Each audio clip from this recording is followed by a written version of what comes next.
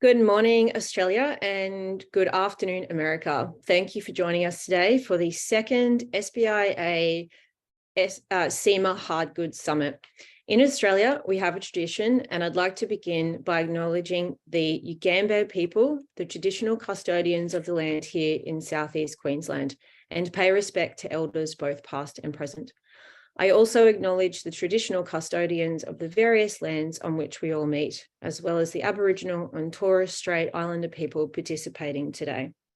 As mentioned, this is the second Hardgoods Summit brought to you by SBIA and SIMA.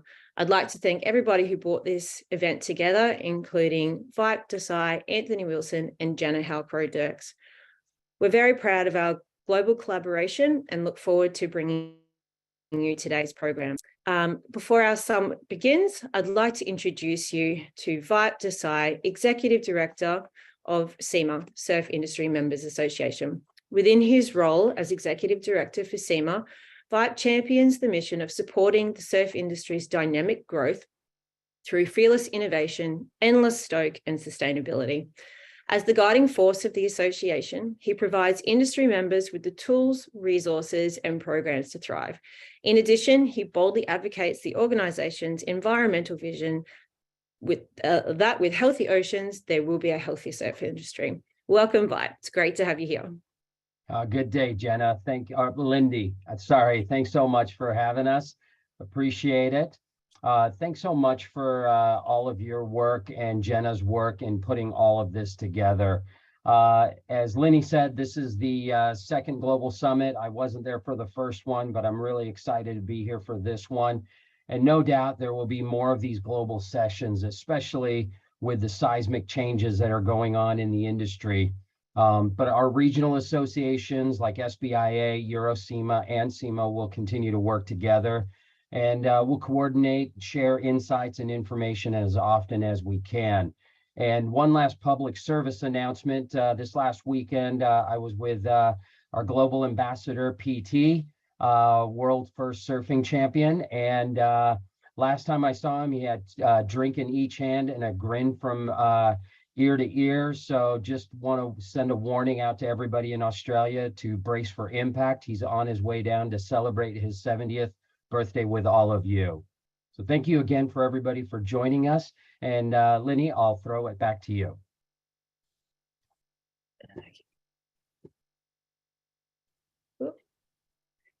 Thank you, Vipe. I'd now like to introduce Eric Stanton. Eric Stanton is the Senior Director of Action Watch, who'll be presenting some Hardgoods data insights. As a Senior Director at Action Watch, Eric brings 20 plus years of experience in product management, strategic planning, sports research, sales, merchandising, and marketing in both USA and Asia Pacific regions for the likes of Nike, Keen Footwear, and a number of sports-connected companies. He has a history of working with clients to design and implement effective strategies that drive their brand. Welcome, Eric. We appreciate the time that you've given us, and we're really glad to have you here. So I'll let you take it away. Great. Thanks for having me. Yeah. I know that I'm going to be presenting from a US perspective, but as many say, what happens here happens there, and what happens there happens here, and so on and so forth. So basically the overview for which I'm going to kind of talk to you about today is going to be a perspective in terms of how did 2022 in the US market do, and how are we doing in the first quarter of 2023. And first of all, I'd like to kind of put a caveat to it. Our company, Action Watch, we basically track point of sale purchases in some of the biggest and probably most authentic surf retailers in the specialty channel. So it's not the entire US marketplace.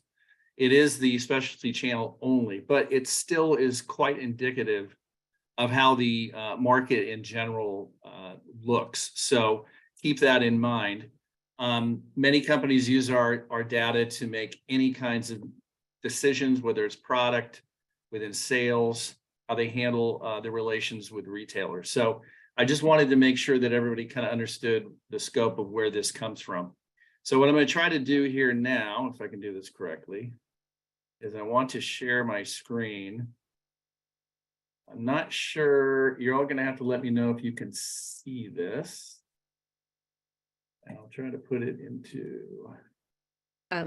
We can see that, Eric. You can see it, great, okay, good. So first off, just looking at the numbers in general, what you're looking at, and I'm gonna go through this deck first and we'll take questions later, but and I don't know how hard this is for you to see it, but this is the trend line in terms of comps, which means any one month in a particular year compared to the month prior. So when you look at this, we can all clearly see that it has been a downturn in the hard goods marketplace in the US. And it's been challenging to say the least, but there are some indicators behind these comps that don't make it kind of seem as bad as it actually is. But there is some things to be explained as to why the market has continued to go downward. But I do see a little bit better future for the marketplace. The other thing I wanted to put into perspective is that, you know, like in Australia, you've got two coasts, and in the US, same thing, and it drives a lot of the business in the Southeast and in the on the West Coast. And one of the topics that's come up in the US was that we've had some pretty extraordinarily bad weather on the West Coast. And that really, in my opinion, and looking at the numbers, has definitely affected the West fairly dramatically. But as it stacks up against to other regions, like for example, in the South, things weren't really quite as bad. As a matter of fact, in almost all of the larger subcategories in surf hard goods, the South did better than the West. So Hawaii had some good spots there too. So, you know, these are all factors that play in. It could be economic, it can be inflationary. Weather, however, much like you'd see in ski, the weather really follows the sales. And so I definitely see that with weather getting much nicer in Southern California now, this trend will probably be in effect in latter half of April and moving forward. In general, if you just look at hard goods as a comparison between 2022 and 2021, it was down 13% in total. First quarter is down even more. Again, I don't necessarily think that people should feel the sky is falling here. There are some indicators as to why I do believe that number hit, which was weather, but you're going to start to see some stabilization in other areas. As we move into this whole comparison of perspective from time, a lot of people like to talk about pre-COVID, and it's fun to talk about, and it does give some perspective, because if you look at where we are right now for 2023, just first quarter, we still are significantly ahead of pre-COVID. We're ahead of pre-COVID in almost every single measure. And when you look at just year-to-year comparisons, really 2022 was where things started to go in the opposite direction. But keep in mind that there was an enormous participation spike that happened because of COVID, like it did in many outdoor sports. So overall, while it maybe doesn't feel good that the projections has been going down, we're still in a fairly good place at the moment, but we need to do the right things to keep it going.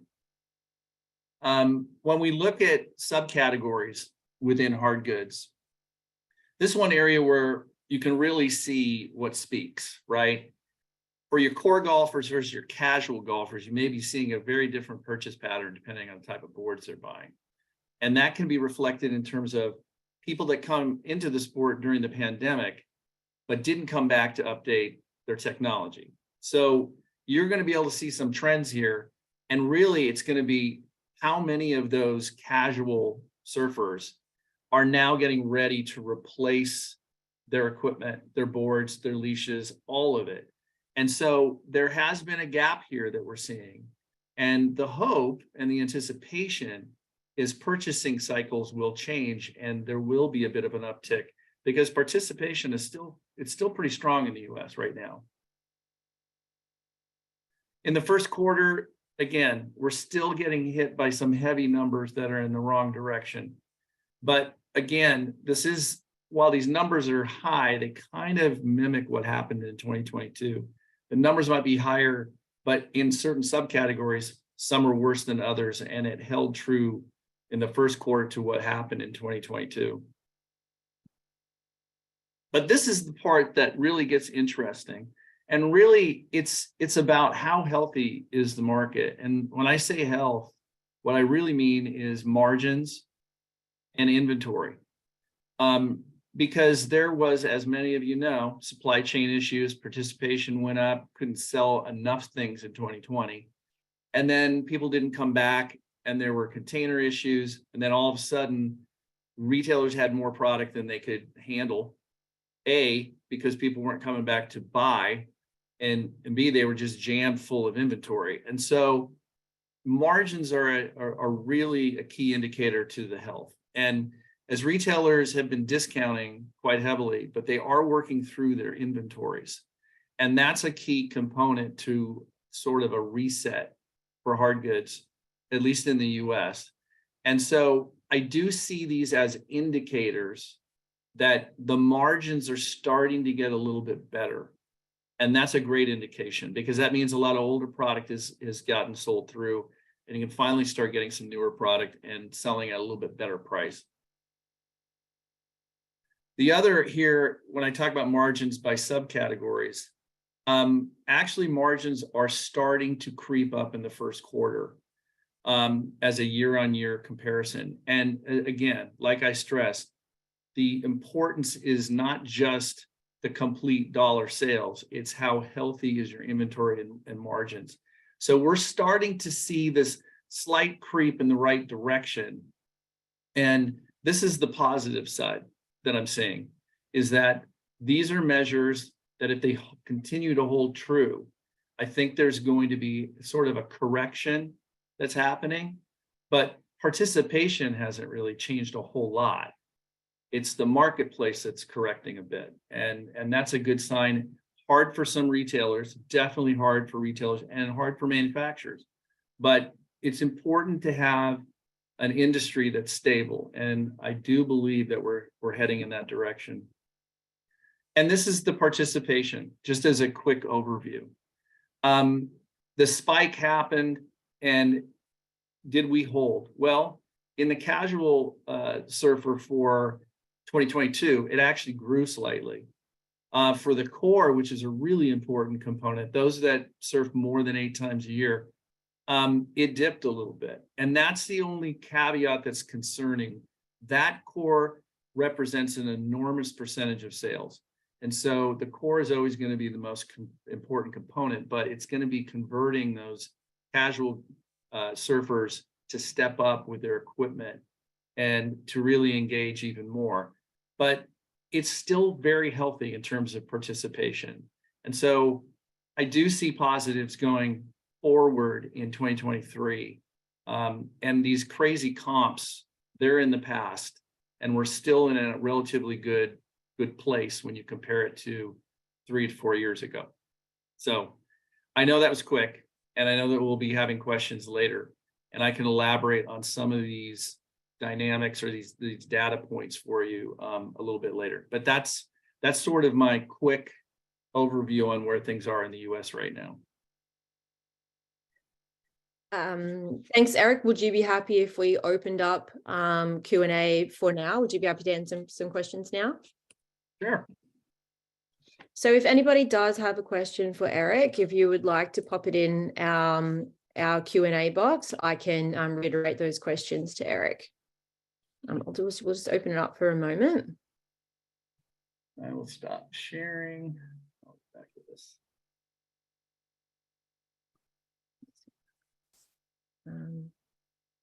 Alternatively, if you do have a question for Eric and you didn't want to ask it now, or you think of it later, if you would like to email us at admin@sbia.com.au, we can certainly pass that question on to Eric and connect you with Eric, or we can be the conduit to that question if you like. So we can always do it. I see the comments that say that they only saw the first slide.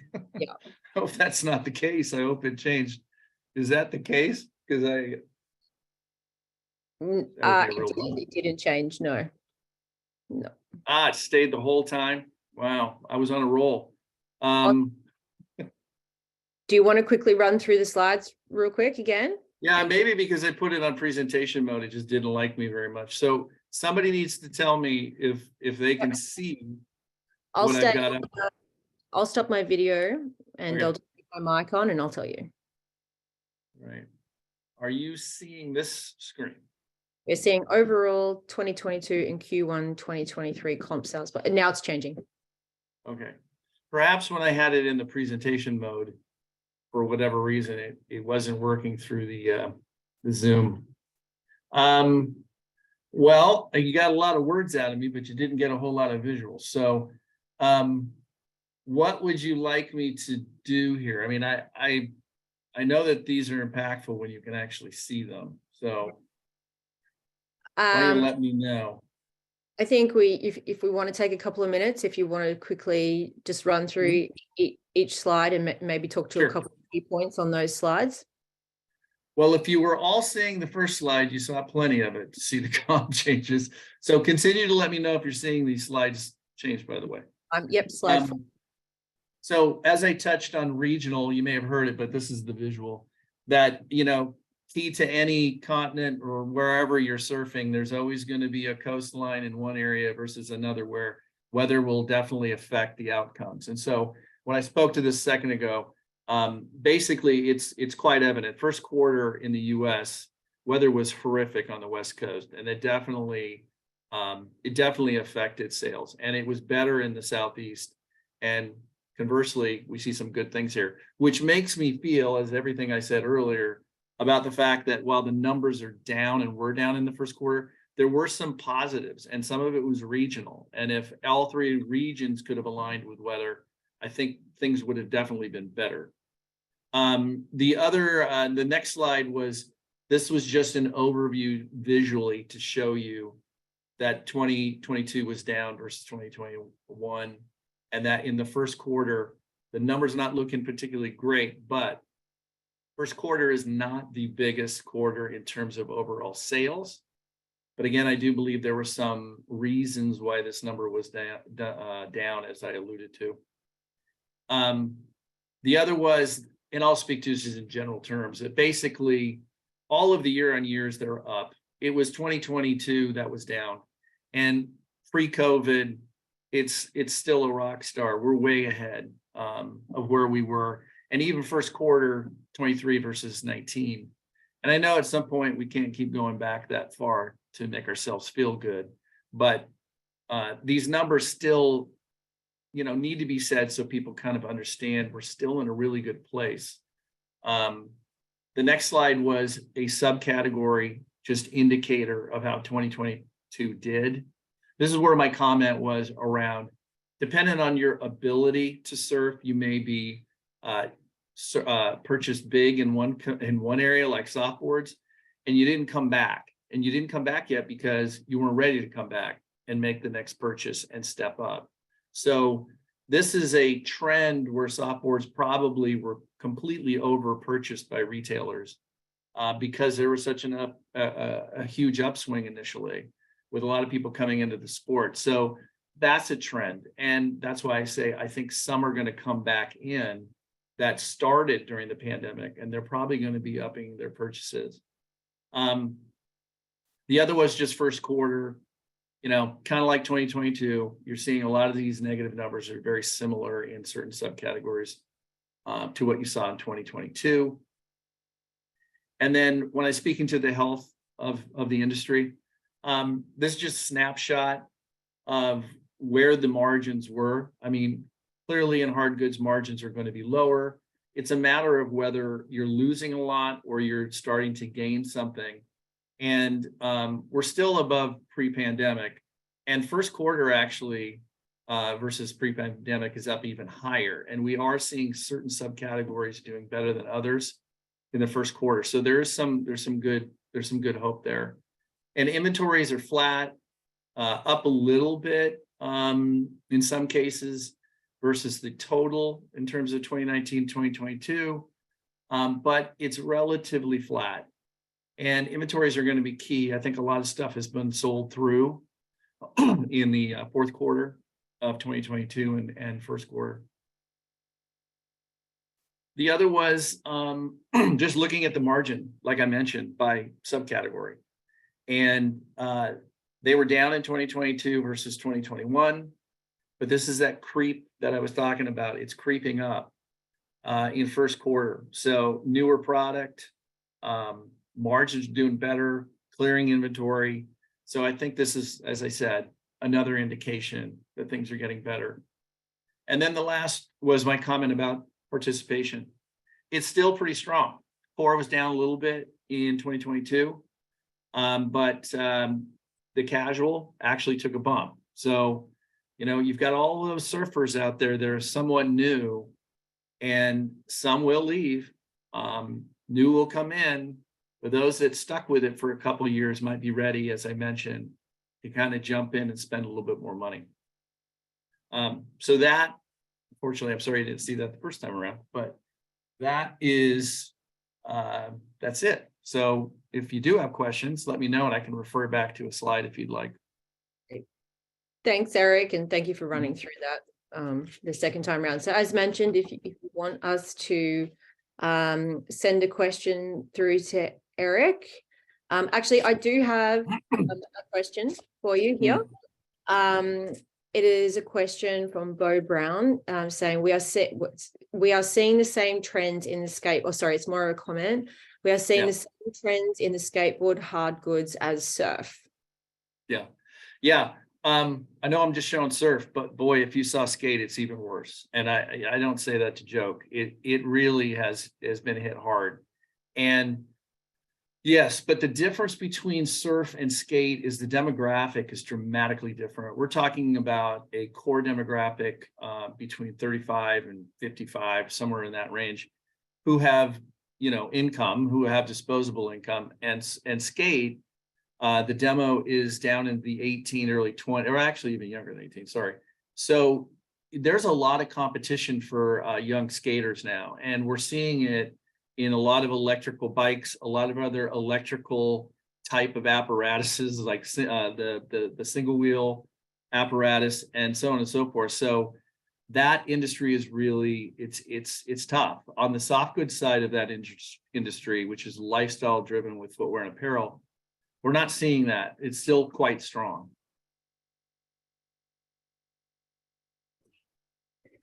Okay. So let's see here. Okay. So the data, where's the data coming from? So I'm not sure which slide you're referring to. Is it the overall subcategories?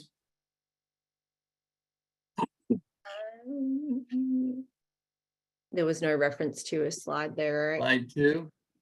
Oh, the second slide they saw. Number 2. Well, I think I see one of your questions. The overall market trends.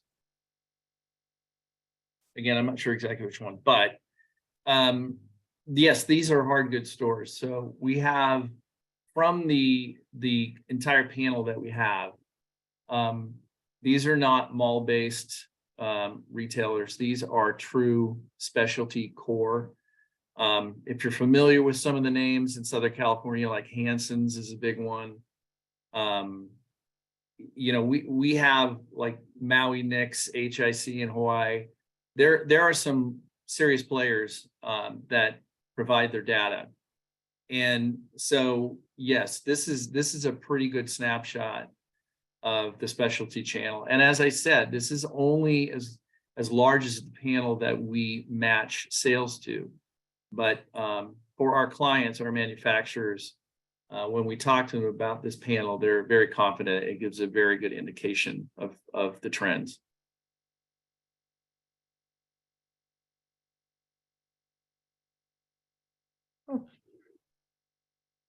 Alrighty. There are actually quite a few questions in the chat box, Eric, but would you mind if we sent them, you can see them, we can compile them and send them through. Sure. I'm just moving through the agenda.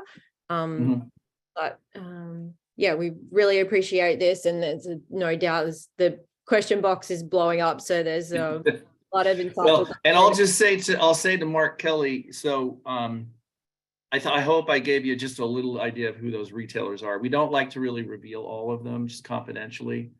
But Bipe knows who they are too. So they're very legitimate retailers in this specialty channel. And why leashes spiked, I'm not quite sure. I guess it was time people to make some purchases in the Southeast. Yeah. That was awesome. Right. Thank you so Thank much. you. We really appreciate it. And, you know, Yeah. as I said, the question box is blowing up. It's still coming through. So Okay. So now we are moving on to our retail panel segment, and I'd like to introduce our facilitator, Anthony Macca Wilson. So Macca hails from Port Macquarie in New South Wales, and he is not only our SBIA president. Macca is also the managing director at Wilson Retail Co., which includes retail stores Saltwater Wine, Storm Riders, and Red Herring. Joining Macca will be our panelists Ian Woolley McPherson and Kevmo Morris.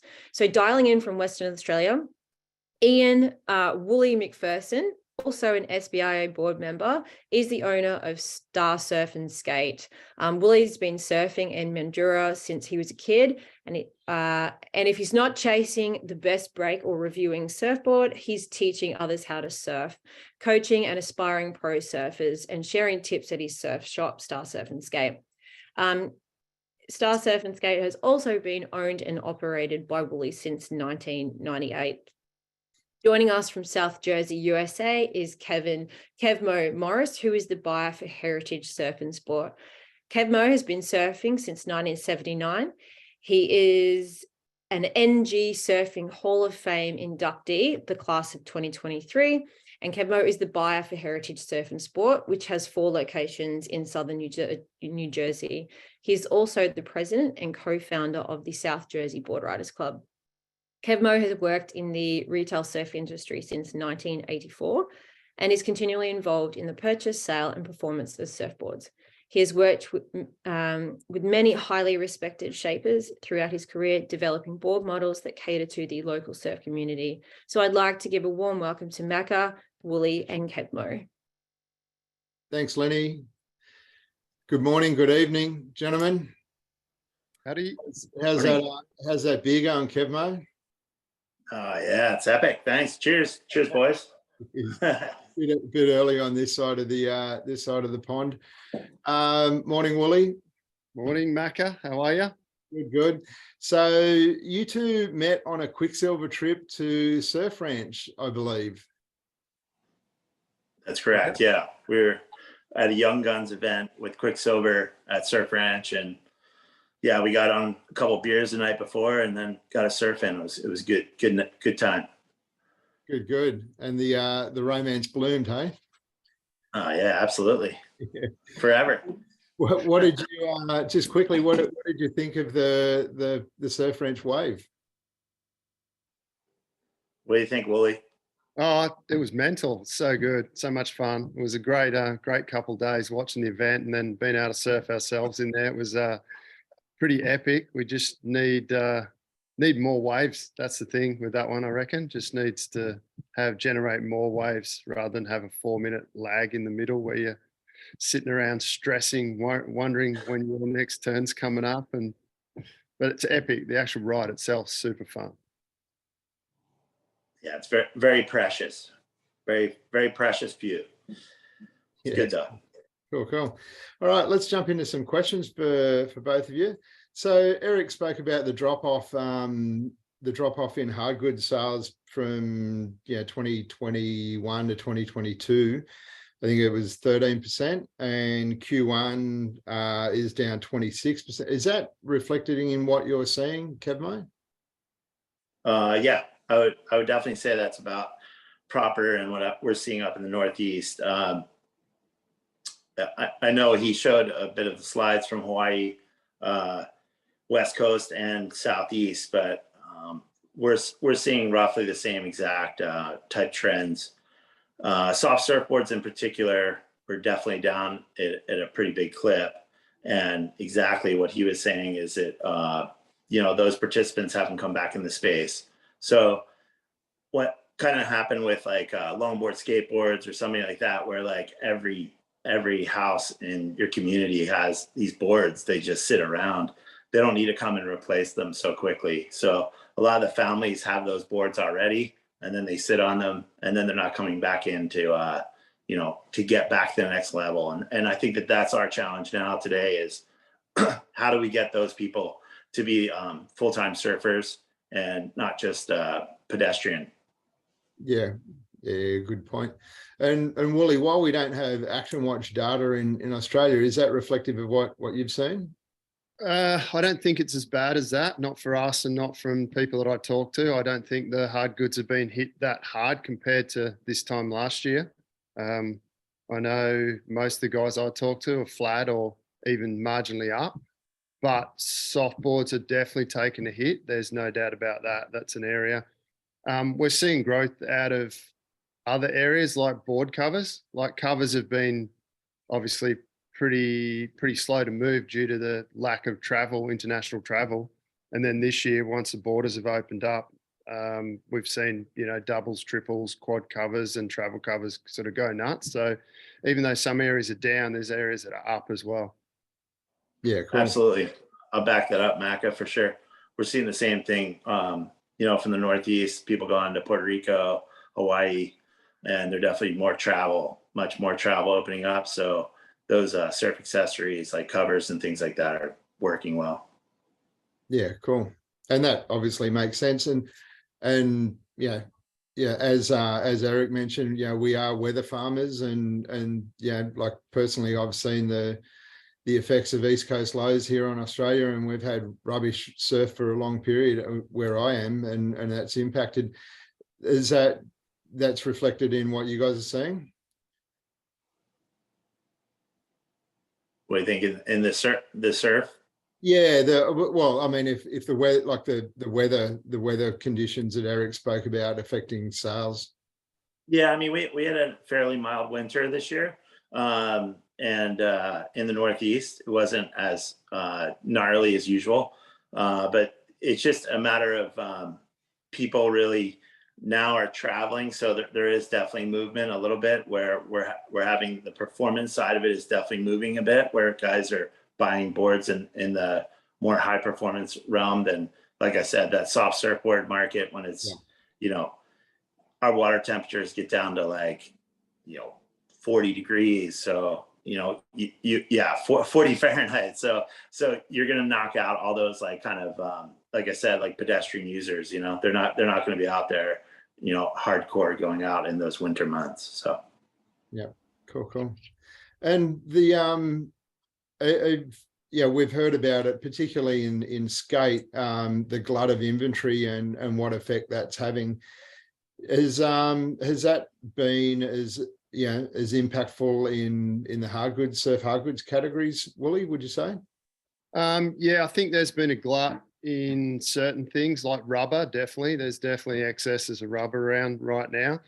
Seems like the locally produced performance boards are on top of it now, instead of, during COVID, we were waiting up to 4 or 5 months sometimes for a custom board to come through. It seems to be back into a pre-COVID level of anywhere from sort of 4 to 8 weeks for an Aussie made board to come through, which is good because it was a big drama, those lag times with the Aussie produced stuff. That was a nightmare over COVID.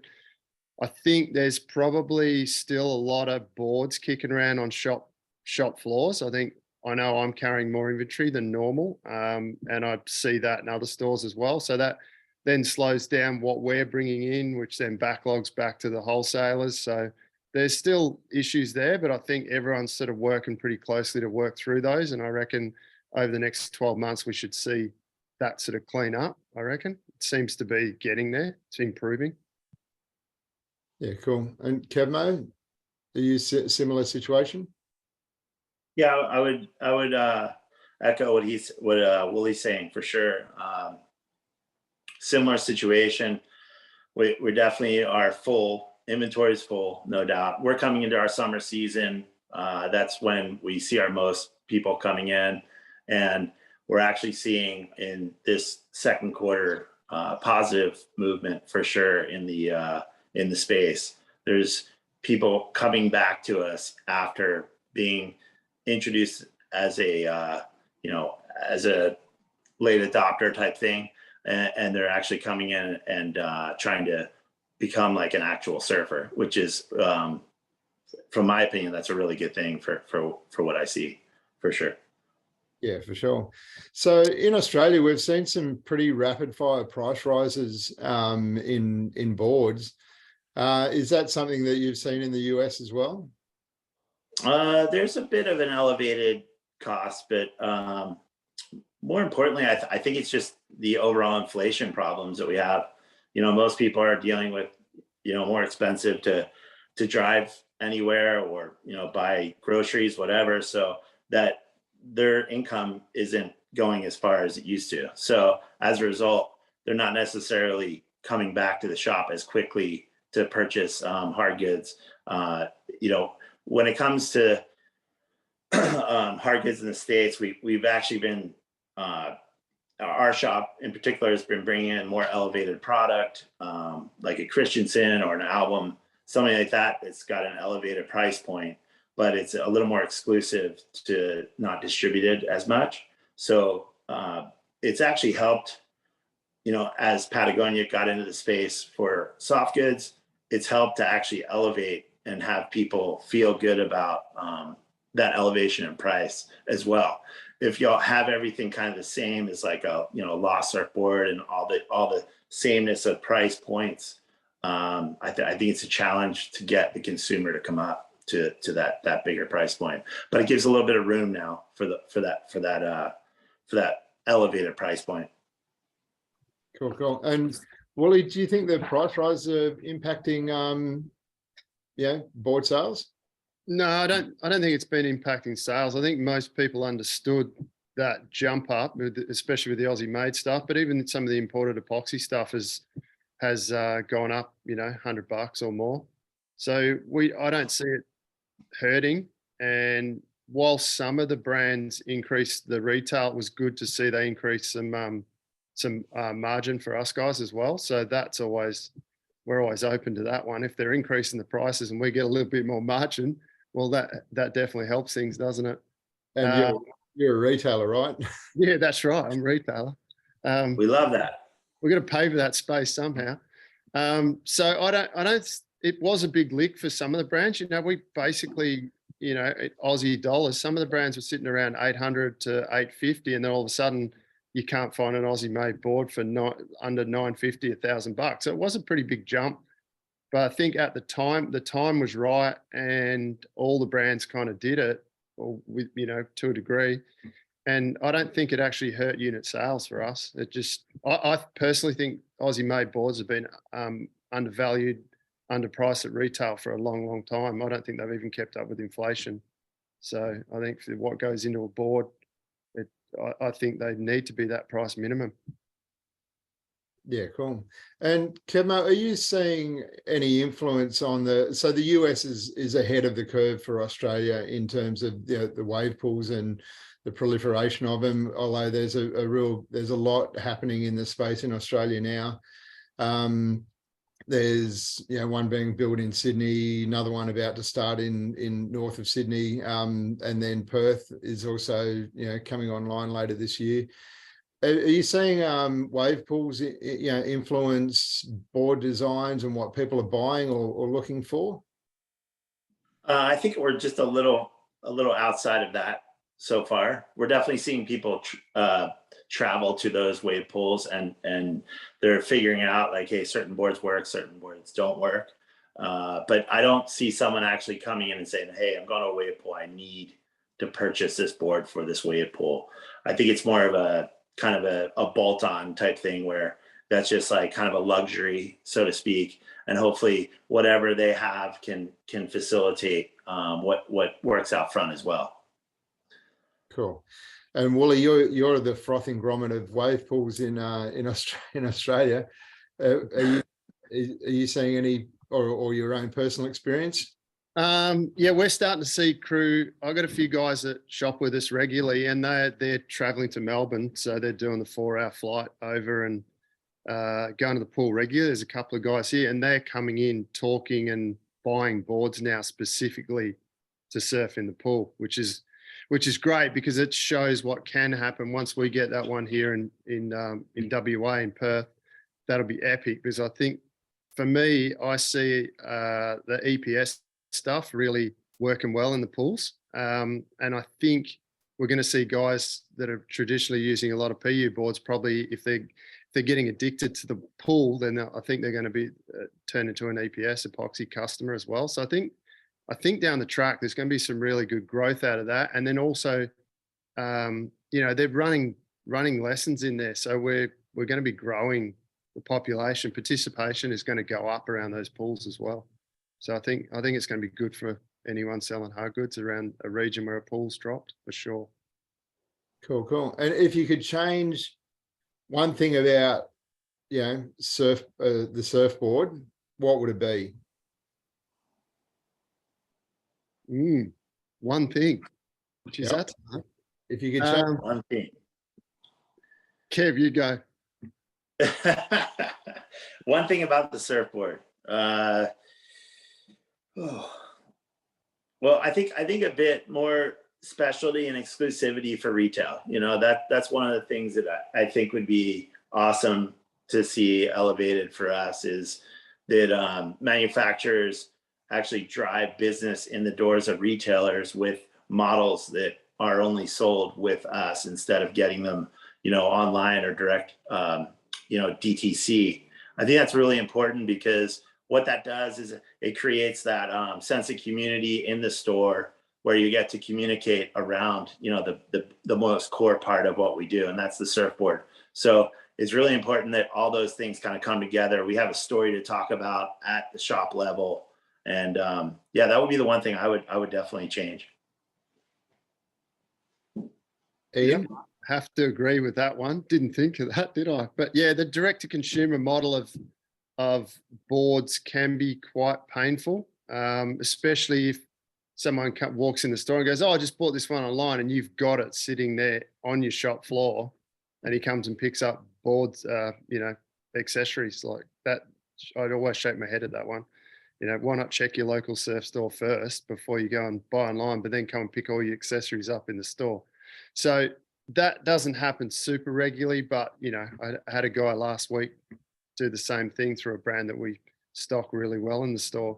So that's a bit disappointing when that sort of stuff happens. And, we've got the investment there with all the stock sitting on their floor for people to touch and feel. So yeah, it definitely makes it easier for the guy to come into the local store, and hopefully we see more of that and less of the direct to consumer stuff.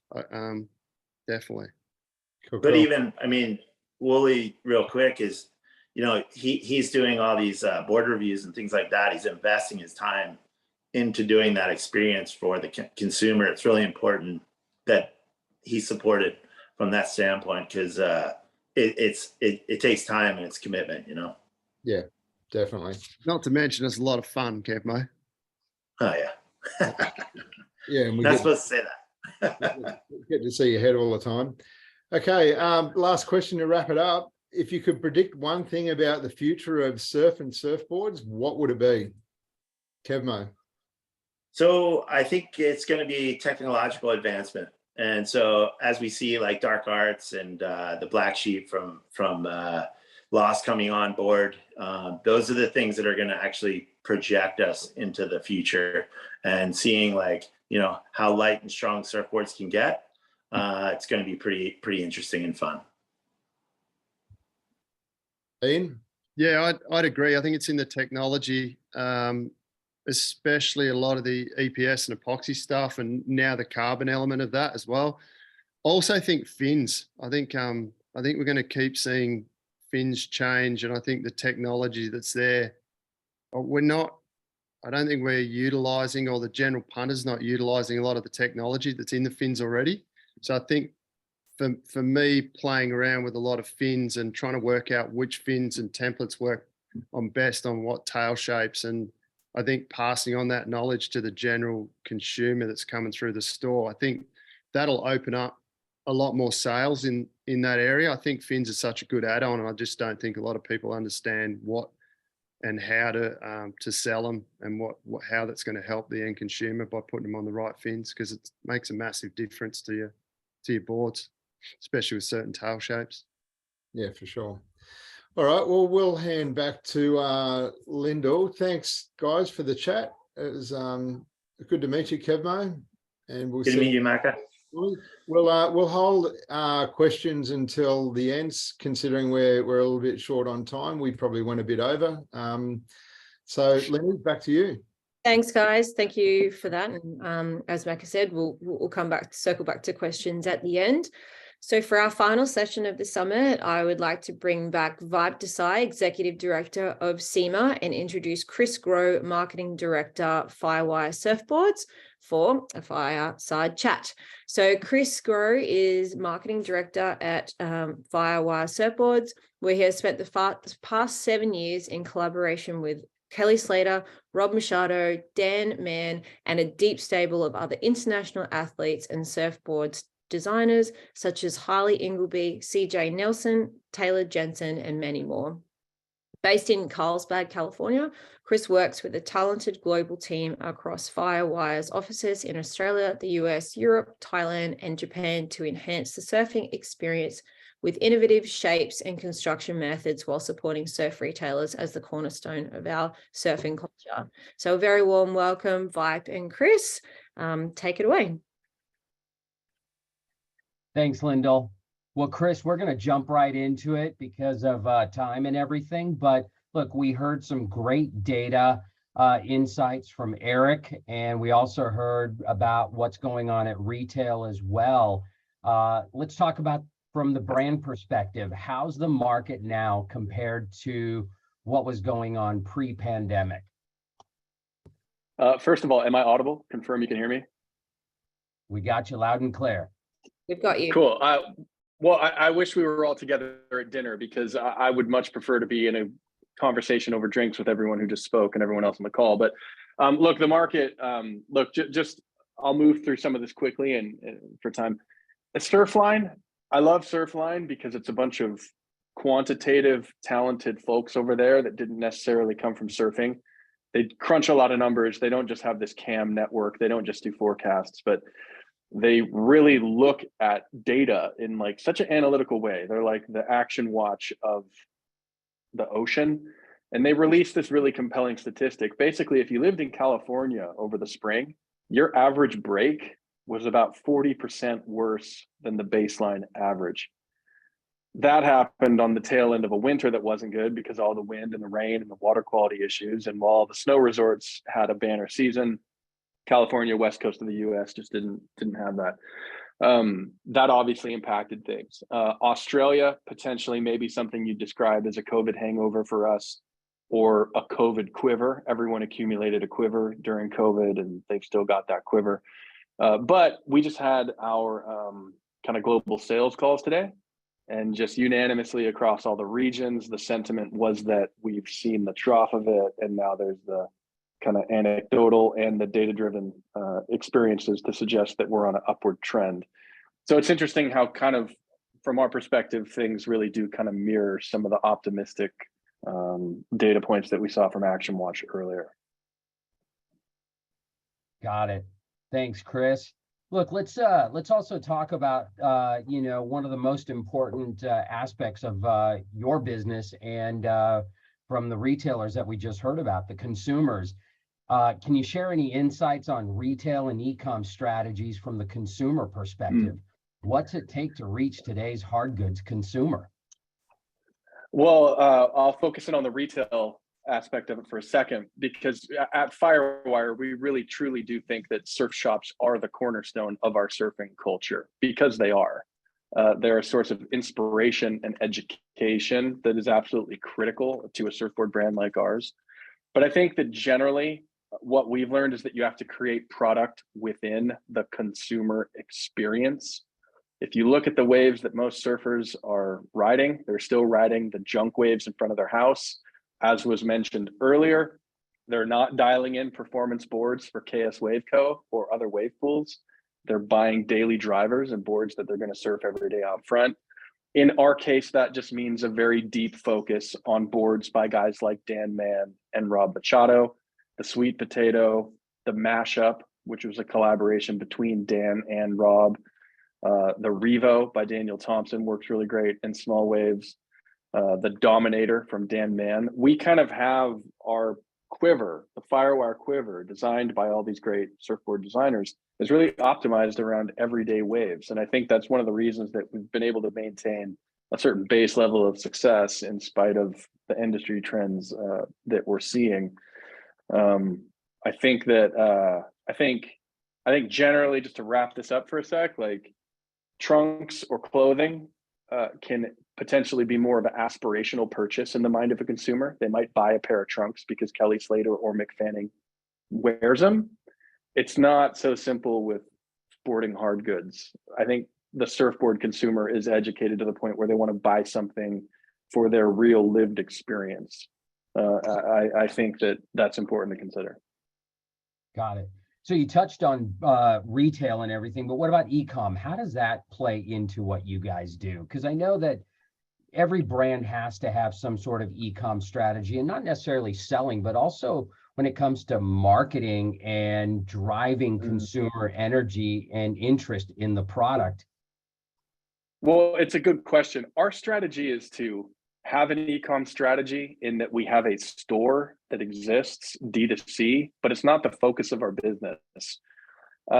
Someone can fact check me if they'd like, but I think that of the global surfboard brands who operate at scale around the world, we really were the last, I think, to really get an e-com store up and going, because we recognized that surf shops were the cornerstone of our business and our culture. So I think our strategy is to let the e-com store exist. That's just the D2C part of it, but try to focus as much as we can on directing foot traffic to physical retail. We also have a network of global partners who run their own e-commerce store, places like Cleanline in Oregon, where Action Watch is based, I believe, boardshop.co.uk, Real Water Sports, SurfStation, Catalyst. I mean, the list goes on. We do a lot to support our partner retail portals. And interestingly, on our global sales calls today, we had a call with our US sales director, and his insight was that, you know, while physical retail has been a little slow because of the bad weather, for some reason, we don't know why, there were some really good results coming out of our e-commerce partners. I couldn't tell you exactly why that happened, but they sort of bucked the trend to an extent that we've been talking about at physical retail. Got it. Thanks, Chris. You know, in speaking with you in the past, and also Mark Price and the rest of the team, it really sounds like, you know, you guys pay special attention to the consumer and understanding what they're interested in. You know, have you gotten any insights? Is it a product play or is it a marketing play that entices the consumer? It's a really good question. I'll try to give a short answer here and just tell you guys a story. Back in 2017, I was relatively new to Firewire. Rob Machado at the same time was relatively new to Firewire. We may have only been here for about a year. We were getting ready to launch a surfboard called the Go Fish, twin keel fish shape that Rob Machado designed. We were trying to come up with a marketing campaign, and we got these clips from Reef that Reef had filmed and paid for, shot in France, very small waves.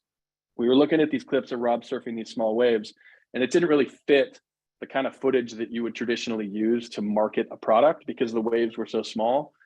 We used them in the marketing campaign anyway, and it became one of our top 1 or 2 or 3 marketing campaigns we've ever done to launch a surfboard. We showed the board in small, relatable waves in France that anyone could see in front of their house if the winds were just okay. And the funny thing on the back of that is Rob Machado and I were talking over acai bowls about a month later, and he kind of had this thought. He said, you know, the reason those early momentum videos were so successful with Taylor Steele is because we were all surfing Mission Beach. Mission Beach is a terrible wave. And the lesson there is that from a marketing perspective, it's just extremely important to communicate to the consumer within conditions that they can relate to if you're trying to drive a purchasing decision. I think that the short way we describe that in Firewire is aspirational performances in relatable waves. You can market with the aspirational performance at Chopu, but there's nothing relatable about that. If you can get an aspirational performance from a Kevin Schultz, a Rob Machado, a Timmy Reyes, a Kelly Slater in a relatable wave, for us, that's just been a real great takeaway over the last 4 or 5 years. Yeah, that's really good insight there, Chris. I know that a lot of us look at the World Tour and see these athletes performing in world-class waves and dream of that experience, but really at the end of the day, our backyard is pretty crappy local break, blown out and everything. Yeah. And it's great to see athletes ripping, you know, in just mediocre conditions. So I think that's relatable to the average consumer. Yeah, I agree. And there are a couple brands that you see all over the WSL that you don't necessarily see at Surf Retail. So it is interesting to consider. Yeah. Let's zoom in a little bit closer to your business and your day-to-day operations. How has product marketing changed in the past 5 years for you guys? You know, I actually pulled up a Star Surf skate example. This is a video. You can't see it because the blend. This is a video that we made. The video that we made of Dan Mann and Kevin Schultz promoting a surfboard called the Dominator. That I was scrolling through their Instagram when Wooly was talking, and I saw that they posted it a while back. Here's what's changed. I remember when you used to just create like a marketing campaign or a content suite and launch the product, and that was it. Now it's a constant editorializing of the product in perpetuity. If anyone wants, you can look at Firewire Surfboards, Dan Mann and Rob Machado Surfboards Instagram right now, and you'll see multiple different layered storytelling pieces of content promoting the mashup that we've been releasing over the last 3 or 4 days. And that's just an example, if anyone wants to look at those Instagram accounts, of how we're telling stories in perpetuity, constantly editorializing the product over and over and over to consistently drive traffic into retail. It's not like it used to be where you did the marketing campaign, you did the content drop, you told the world that the product existed, they all go buy it and they all remember it for 6 months. Now, it's not so much a marketing campaign as it is an editorial exercise and constantly editorializing your product in creative ways. That, I think, has been how our ops have changed from a marketing perspective over the last 3 or 4 years. Yeah, it's great to hear you say that, because I think the consumer has gotten so much more smarter and savvy, and you need to connect with them on an emotional basis, and storytelling is part of that, editorializing the product and everything. Anything else you guys have added to the marketing mix? You know, it's very interesting to think. And again, this is something that I'd love everyone's opinion on. And I wish we were all at dinner, because there's some things about marketing that just don't change. You can read certain books about marketing that were written 20 or 30 or 40 years ago, and they're all something that is absolutely relevant today. It's just a matter of the distribution channels changing. So in my view, I'll use an example of the Sweet Potato, which is a surfboard that is quite simply the widest, shortest, fattest, most low rocker board you will ever ride. And it's designed for 2-foot waves. And we say that within the marketing communications, because we're telling you very specifically, it's the widest, flattest, shortest board you're ever going to ride. This is not a board for a 4-foot wave.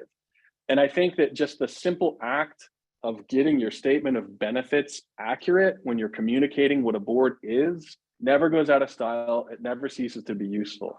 So if anything, though we have innovated in a few ways that I'm going to leave out, if anything, it's being very focused on the critical few things you can do when you're marketing a product that have the biggest potential output for your retail partners.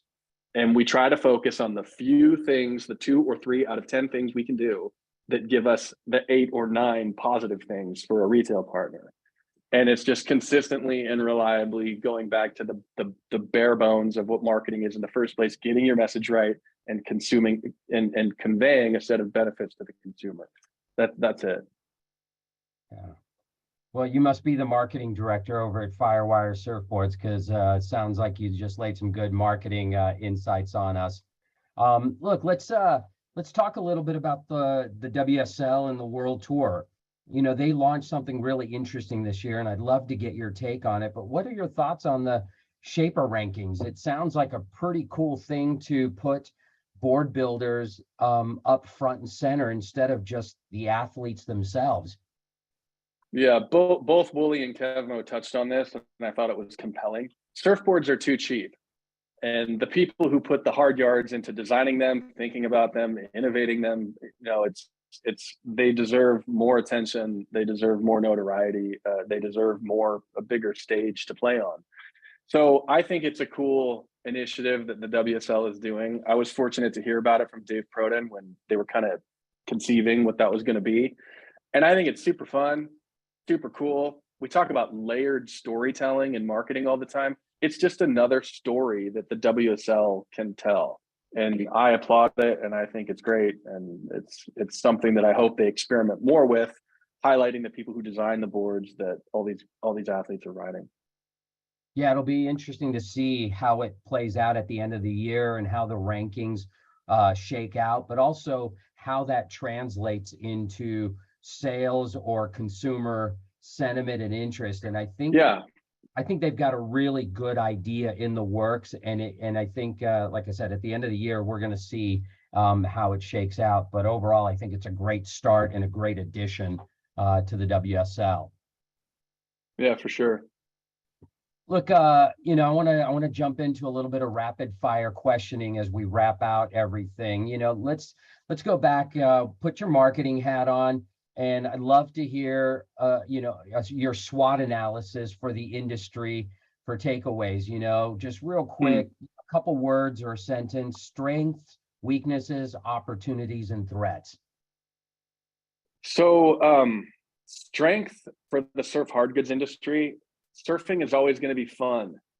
Whether it trends in or out of style in greater culture, surfing will always be fun. So that's the strength. Is the same thing that all of us on this call went through when we rode that wave the first time and looked down and saw water moving beneath our feet and we're standing. That's always going to be there. Weakness, it can lose its cultural appeal at times. It can go out of vogue or in vogue. One of the most interesting things to me has been seeing how like concert culture and rave culture and go to a live event culture has become such a big part of the youth experience around the world.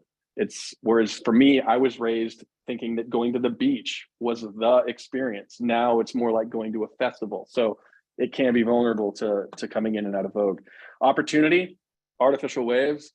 Kevmo and Wooly were talking about it earlier. We do have more artificial waves in the States, and we do see how that is good for the surf hardgoods space. That's probably a conversation for another fireside. Threat.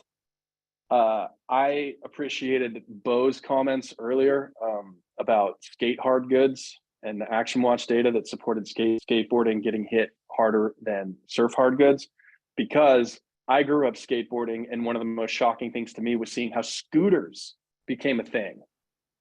Scooters, and now we have one wheels, all these different things, you know. So the threat is basically, could there be something like scooters or one wheels or whatever that impacts surf hardgoods in the way that these things have impacted skate hardgoods? I don't think that's going to happen, but it's on my mind.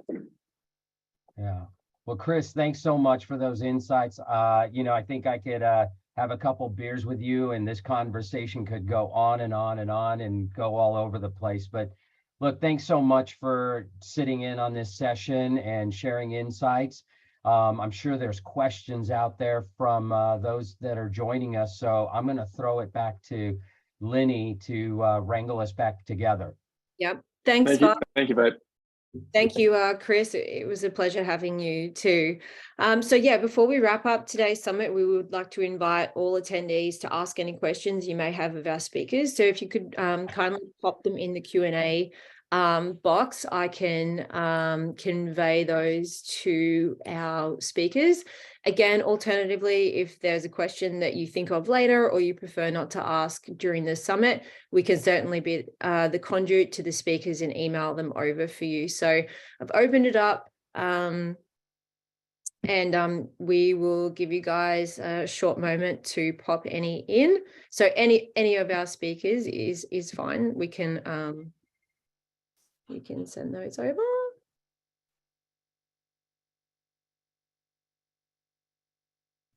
All right.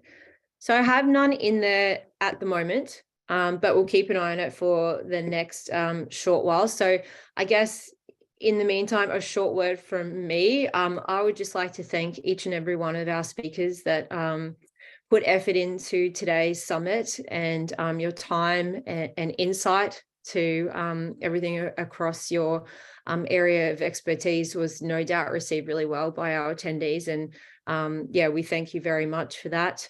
I've also recorded this summit, so we'll be sending out an available link to our attendees within the next 24 hours. I do have a question here from Mike Thomas. I'll just read this out. Given the recent downturn in action sports hard goods sales, how are you leveraging UX, UI design to enhance end-to-end customer journey and better address the needs, ultimately aiming to boost sales and customer satisfaction? Mike, would you just mind just letting me know, was that for Chris?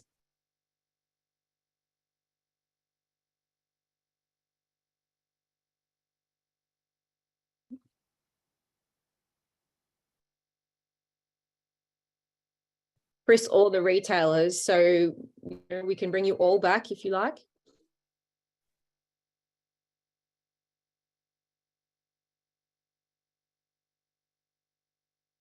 Chris, do you want to take this one?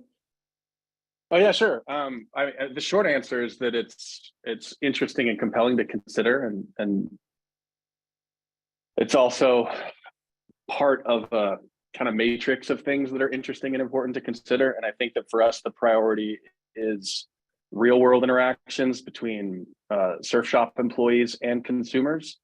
And where we cannot have a real world interaction between a surf shop employee and a consumer, we're going to try to make that happen digitally, whether it's Rob Machado or Kelly Slater or Dan Mann or Akila Ipa or anyone else who we've put a camera on.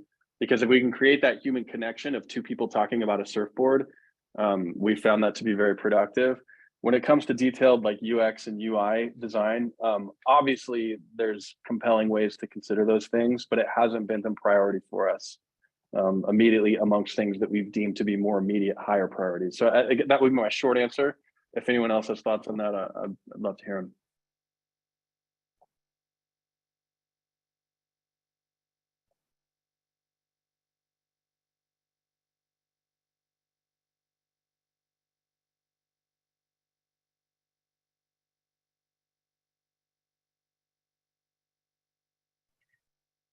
Thanks, Chris. What we can do is if anybody, sorry, Wooly or Kev, did you have anything to add to that? So can you repeat the question again real quick? Given the recent downturn in action sports hard goods sales, how are you leveraging UX, UI design to enhance the end-to-end consumer journey and better address their needs, ultimately aiming to boost sales and customer satisfaction? Yeah, I mean, we're pretty much analog. So one of the things that is happening in the States, which has already happened in Australia, is the development of board riders clubs and things like that. And that's kind of what's in the analog standpoint of getting participants and actually continuing to have the surfers progress and be part of a community, build the whole structure. It's really important for us to continue to support that. So, like I said, we're following Australia in that regards.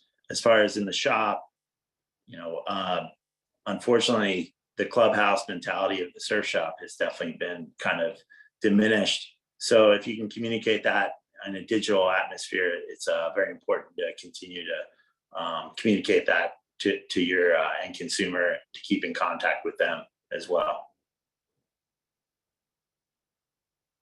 Great. Thanks, Kev. Wooly? Yeah, we're the same. We do a bit in the digital space with our marketing, obviously, and the board reviews that we do. But I think keeping it core, keeping it real with all, we know that our core customers, a lot of them are in the local board riders clubs that we work with, just like Kevmo was talking about. And we connect and try and run events in store, movie nights, pizza nights, fundraisers, sausage sizzles out the front of the shop for the board riders clubs, things like that. And then also, connecting demo days and having demo boards. So the boards that I review for the online stuff we do, we can always bring them back in store and give the guys an honest review of everything that we've ridden, whether it's me or the staff, and all the guys in the store, all surfers, and all have an addiction to surfboards like I do. So it's kind of, just keeping that contact there with the end consumer and giving them the best advice and support while they're in store, or whether it's through your digital channels or through the bricks and mortar store. Thanks, Wooly. Okay, currently we have no other questions in the Q&A box at this stage, but anyone, don't hesitate to send them through should you think of them later, and we can pass them on to any of our speakers. So that's it from me. Thank you for having me. I would like to bring back our SBIA President, Anthony Mackey-Wilson, to say a few words, and I look forward to seeing you all at the next Global Hardgoods Summit. Thanks, Lenny. Thanks. Just a real quick one from me. I just want to echo what Lyndall said. Thanks to everyone that participated today. Thanks for everyone that came along. Thank you, Vipe. Thank you, Jenna. Thank you, Lyndall. Eric from Action Watch. That was great. I think next time we need to allocate a chunk more time so that we can take some Q&As as you go through it. It was really insightful and great to sort of match the data with sort of what we see and feel. Kevmo and Wooly, great chatting to you guys. Next time, Kevmo, I'd like to have a beer in my hand, and Chris from Firewire as well. So we've got a great relationship with SIMA, and it's been fantastic. So thanks everyone, and we'll see you on the next one. Stay tuned.